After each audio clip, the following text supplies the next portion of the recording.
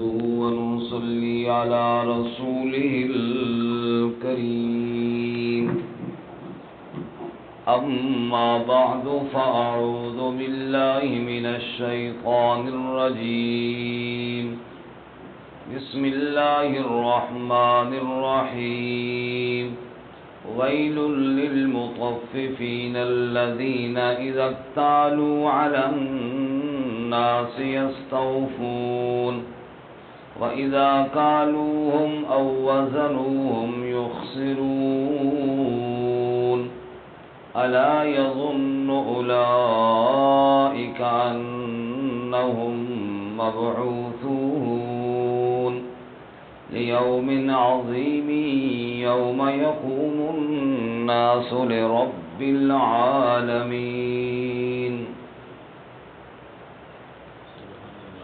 ويل للمطففين ہلاکت ہے ناپ تول میں کمی کرنے والوں کے لیے الذین وہ لوگ اذا اکتالوا علی الناس جب ناپ کرتے ہیں لوگوں پر، یعنی لوگوں سے ناپ کر کے کوئی چیز لیتے ہیں، یستوفون تو پورا پورا لیتے ہیں، وَإِذَا كَالُوهُمْ اور جب ناپ کر دیتے ہیں ان کو، او وزنوہم یا وزن کر کے دیتے ہیں ان کو، یخسرون تو کمی کر لیتے ہیں، الا یظن اولئک کیا نہیں گمان ان لوگوں کا، انہم مبعوثون کہ بے شک وہ اٹھائے جائیں گے، لیوم عظیم بڑے دن میں، یوم یقوم الناس لرب العالمین جس دن کھڑے ہوں گے لوگ رب العالمین کے لیے، یعنی رب العالمین کے سامنے۔ سبحان ربک رب العزت عما یصفون وسلام علی المرسلین والحمد للہ رب العالمین۔ اللہم صل علی سیدنا ومولانا محمد وعلى آل سيدنا ومولانا محمد وعلى آله وأصحابه أجمعين۔ معزز سامعین، سورۃ المطففین کی ابتدائی 6 آیات تلاوت کی ہیں۔ اللہ رب العزت ان آیات کے مطابق صحیح بیان کی توفیق عطا فرمائے اور ہمیں قرآن و سنت پر عمل کرنے کی توفیق عطا فرمائے۔ گزشتہ 2 صورتوں میں قیامت کا منظر اور قیامت کا نقشہ بیان ہوا، چونکہ ان صورتوں میں اکثر قیامت ہی کا بیان ہے، لیکن آج کے سبق میں اس غافل انسان کا اور دنیا کی محبت میں ڈوبا ہوا انسان جو لوگوں کو دھوکہ دیتا ہے، ناپ تول میں کمی کرتا ہے، اور جہاں فراڈ اور دھوکے کا موقع ہے وہ جانے نہیں دیتا، اس انسان کی غفلت اور ہلاکت اور اس کی برے انجام کو بیان کیا گیا ہے، اور اسے غیرت اور تنبیہ دلائی گئی ہے، کچھ خیال کر کل تو نے رب کے سامنے پیش ہونا ہے۔ دنیا کے چند سکوں کے لیے ہمیشہ کی بازی ہارنا کوئی اچھی بات نہیں، کوئی عقل والی بات نہیں ہے۔ ویل کا معنی تباہی، ویل کا معنی ہلاکت، ویل کا معنی بربادی۔ مطففین کمی کرنے والے، ناپ تول میں کمی کرنے والے۔ ناپ تول میں کمی کرنے والا وہ یہ سمجھ رہا ہے کہ میں نے اگلے آدمی کو دھوکہ دیا تو شاید میں نے بڑا کمال کر لیا۔ اللہ تعالیٰ فرماتے ہیں 4 پیسے کما کر خوش ہونے والے اگر رب سے پوچھ تو برباد ہو گیا، اللہ سے پوچھ تو تیرے پلے کچھ نہیں رہا، تو ہمیشہ ہمیشہ کے نقصان کے اندر چلا گیا۔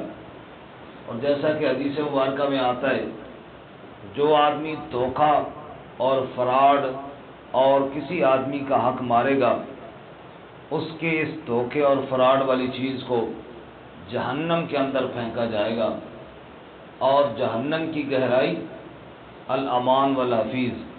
رسول اللہ صلی اللہ علیہ وسلم تشریف فرما تھے، ایک آواز آئی، آپ نے پوچھا پتہ ہی آواز کون سی ہے؟ جہنم میں ایک پتھر پھینکا گیا تھا، 70,000 سال کے بعد گہرائی تک پہنچا ہے۔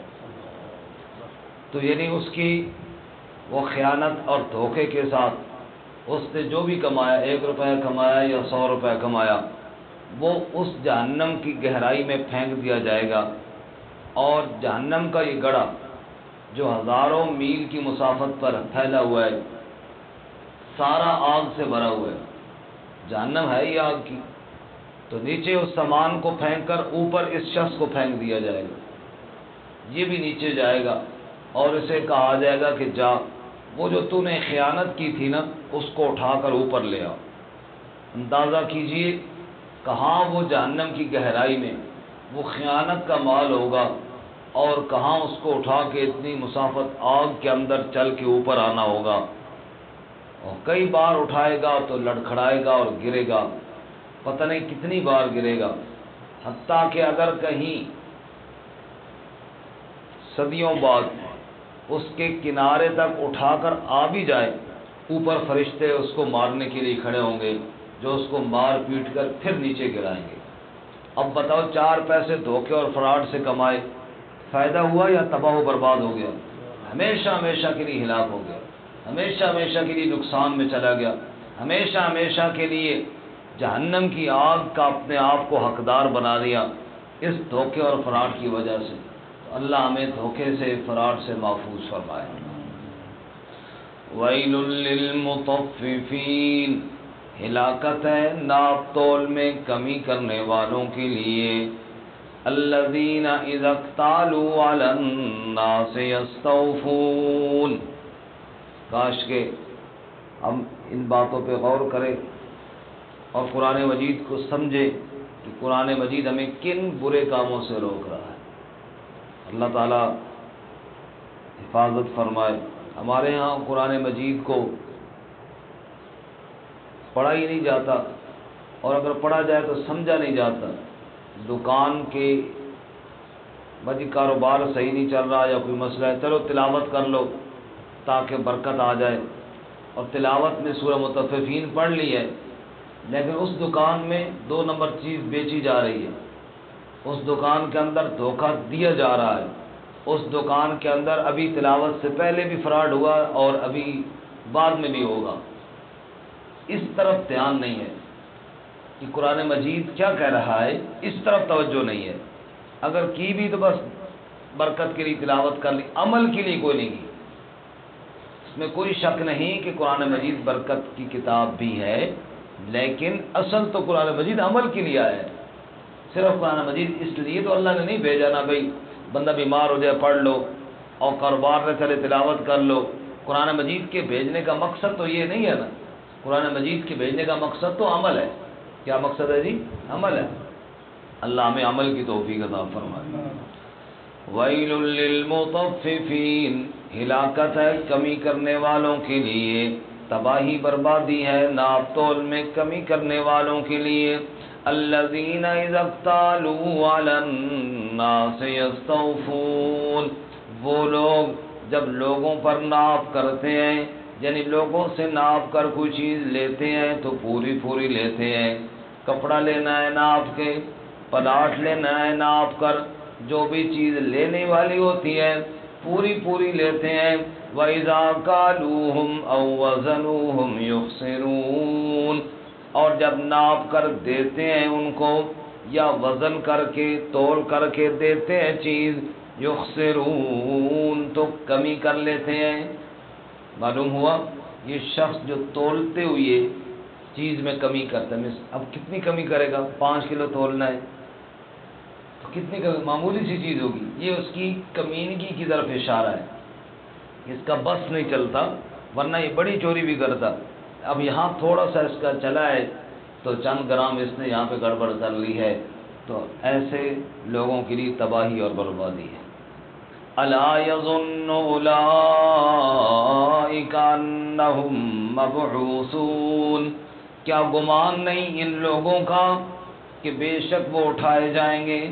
اگر قیامت کے دن پر ایمان ہوتا، اگر اٹھنے پر ان کا دھیان ہوتا، کبھی کسی کا حق نہ مارتے، کبھی کسی کی چیز قبضے میں نہ لیتے۔ اور عجیب بات یہ ہے کہ ذکر اذکار بھی جاری، قیامت پر ایمان بھی ہے، دوسرے کی زمین پہ قبضہ بھی ہے، دوسرے کی جائیداد پہ قبضہ بھی ہے، پرواہ نہیں ہے، اس طرف دھیان نہیں ہے، صرف ذکر اذکار اعمال، ان چیزیں جب تک دوسرے کا حق نہیں دے گا تو بہنوں کا حصہ مارا ہوا ہے میراث میں، کوئی پرواہ نہیں ہے، اور پڑوسی کی زمین پہ قبضہ کیا ہوا ہے، کوئی پرواہ نہیں ہے، دوسرے کی چیزیں اٹھا کے لے جا رہا ہے، کوئی پرواہ نہیں ہے، اور اسی طرح جہاں بس چلتا ہے 2 نمبر کام کرنے پر کوئی پیچھے نہیں ہٹتا۔ اللہ فرماتے ہیں کیا تیرا خیال نہیں ہے کہ تو نے کل رب کے سامنے پیش ہونا ہے؟ الا یظن اولئک انہم مبعوثون، ان لوگوں کا گمان نہیں کہ بے شک وہ اٹھائے جائیں گے لیوم عظیم، کب اٹھائے جائیں گے؟ اس بڑے دن میں، سب سے بڑا دن قیامت کا دن ہے، جس کی مقدار 50,000 سال ہوگی، سورج سر پہ ہوگا اور تڑپ رہا ہوگا ہر بندہ اپنے اعمال کی وجہ سے، رب کے عرش کے سائے کے علاوہ اور کوئی سایہ نہیں ہوگا۔ یوم یقوم الناس لرب العالمین، اس دن لوگ رب العالمین کے سامنے کھڑے ہوں گے۔ اے بندے، آج تھوڑا سا دھوکہ فراڈ کر کے خوش ہونے والے، بتا کل رب کے سامنے کھڑا ہو کر کیا جواب دے گا؟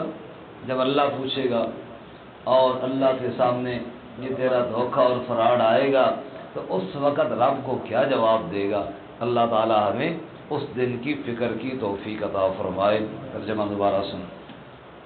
ویل للمطففین، ہلاکت ہے ناپ تول میں کمی کرنے والوں کے لیے، الذین اذا اکتالوا علی الناس، وہ لوگ جب ناپ کرتے ہیں لوگوں پر، یعنی لوگوں سے ناپ کر کے چیز لیتے ہیں، یستوفون تو پوری لیتے ہیں، وَإِذَا قَالُوهُمْ اور جب ناپ کر دیتے ہیں ان کو، او وزنوہم یا وزن کر کے ان کو دیتے ہیں، یخسرون تو کمی کر لیتے ہیں۔